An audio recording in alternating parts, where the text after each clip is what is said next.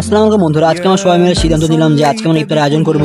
এই জন্য আমরা সর্বপ্রথমে টাকাগুলো গুনে নিয়ে বাজার লিস্ট তৈরি করলাম। তারপর আমরা সবাই মিলে বাজার করার জন্য চলে গেলাম। বাজারে গিয়ে সর্বপ্রথমে আমরা মুদিখানার দোকানে গেলাম। সেখান থেকে আমরা সর্বপ্রথমে চাল তেল মশলাপাতি কিনে নিলাম। তারপর আমরা চলে গেলাম সবজির দোকানে। সেখান থেকে আমরা শসা মরিচ আদা লেবু পেঁয়াজ সবকিছু কিনে নিলাম। এরপর আমরা গেলাম মুরগির দোকানে। সেখান থেকে আমরা 3টি মুরগি কিনলাম। এগুলো পোল্ট্রি মুরগি ছিল। আমরা সেখান থেকে মুরগিগুলোকে ভালোভাবে ছেড়ে নিলাম। তারপর আমরা সব বাজার শেষ করে চলে আসলাম। এগুলো ছিল আমাদের আজকে বাজার থেকে কিনে আনা সবকিছু। এখন আমরা আদা রসুন পেঁয়াজ ছিলার কাজ করছিলাম। তারপর আমরা এখানে মুরগিগুলোকে ভালোভাবে কেটে নিয়ে ধুয়ে নিলাম। এরপরে আমরা এখানে আলুগুলোকে ভালোভাবে কেটে নিলাম। তারপর আমরা সব কাজ শেষ করে রান্নার কাজ শুরু হয়ে গেছিল।